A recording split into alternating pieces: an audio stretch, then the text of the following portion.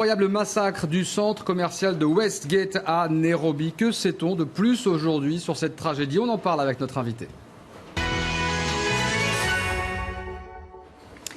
Et notre invité aujourd'hui est Christophe Coppen. Bonjour, ancien négociateur du RAID. Merci d'être avec nous. 15 jours après, il y a toujours de très nombreuses zones d'ombre autour de ce siège qui a duré, on le rappelle, plus de 80 heures et qui a fait de nombreux morts. On va essayer d'éclaircir cette affaire avec vous.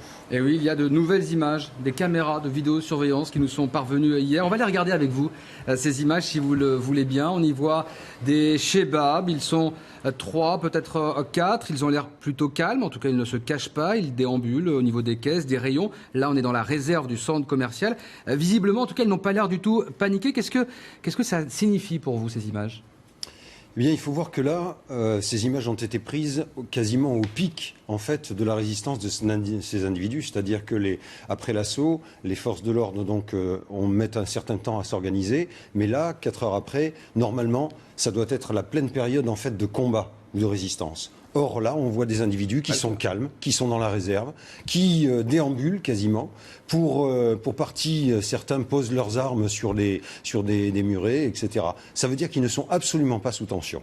Ça veut dire donc que le combat se passe ailleurs. La résistance se passe à un autre endroit. Et ceci contredit en fait l'idée de départ qu'il n'y aurait que ces 4-là qui soient les auteurs de cette attaque terroriste. C'est ce qu'a dit le chef de la police kenyane hier. 4 à 5 peut-être assaillants, mais en tout cas pas 15 comme on l'avait entendu. Écoutez, quel que soit le nombre en tout cas, il y a une espèce de contradiction quasi tactique ou de bon sens par rapport à ce que l'on voit.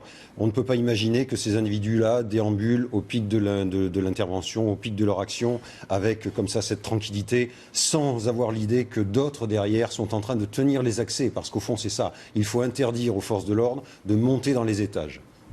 Est-ce que leur tenue vestimentaire, les armes qu'ils arborent, nous en disent un peu plus sur qui ils sont, sur leur identité ?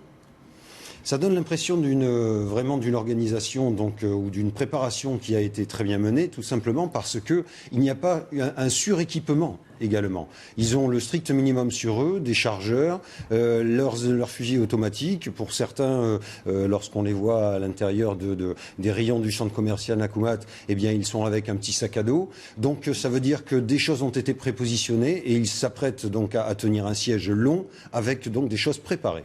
Est-ce qu'on sait aujourd'hui si les forces spéciales israéliennes et britanniques ont réellement participé à l'opération? Et si oui, dans quelles conditions? On en sait plus là-dessus? Il y a des accords bilatéraux toujours entre les nations. Ce qui concerne le Kenya, bien sûr, intéresse la zone donc Israël et britannique, donc puisque c'est la sphère d'influence. Il y a de grandes chances en effet qu'au moins des conseillers techniques soient venus appuyer. Une attaque de ce genre, ça nécessite combien de temps de préparation? Combien de mois? Combien de personnes? La préparation en elle-même nécessite d'aller reconnaître les lieux et de voir quels sont les points stratégiques où on va empêcher en fait les forces d'intervention de pouvoir réagir, de pouvoir monter à l'assaut. Donc il faut tenir certains points qui sont vraiment névralgiques. À l'intérieur de la galerie marchande, c'est le cas. Or là, sur les images, on voit manifestement donc ce qui se passe à l'intérieur des réserves et ça nous conforte dans l'idée que d'autres personnes tenaient durant cette période-là les accès. Donc en tout cas, pour vous, une chose est sûre, 4 à 6 personnes, on va dire, c'est impossible. Impossible qu'ils aient tenu tête à toute une armée, j'allais presque dire, pendant 80 heures. Eh bien, les 4 que l'on voit sur les images, à eux seuls, leur comportement, leur action, etc., manifestement, donc, prouvent que d'autres sont en train de tenir la position et de faire le coup de feu avec les autorités. Ou alors, c'est l'armée kenyane qui n'a peut-être pas joué son rôle, l'armée ou les forces spéciales kenyanes. Les forces d'intervention vont être opportunistes. À chaque fois qu'elles le peuvent, elles vont essayer de progresser et notamment de gagner du terrain, notamment sur les étages. Parce que quand on tient le haut, en règle générale, on tient le bas. Donc il faut absolument aller conquérir les étages. Or là, les personnes dans les réserves montrent qu'elles sont tranquilles, elles sont en train de faire quasiment du repérage. Est-ce qu'elles ne sont pas justement démunies, ces forces spéciales, face à la détermination de ces Somaliens ? les forces spéciales, de toute façon, quelle que soit la situation, ont une période en fait obligatoire de flottement au départ pour pouvoir préparer le plan d'intervention.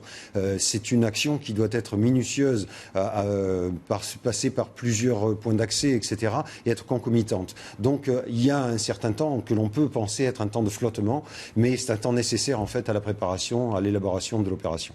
Christophe Coppen, merci beaucoup d'avoir été avec nous ce matin. Je rappelle que vous êtes ancien négociateur du RAID. On y voit plus clair déjà sur ces images.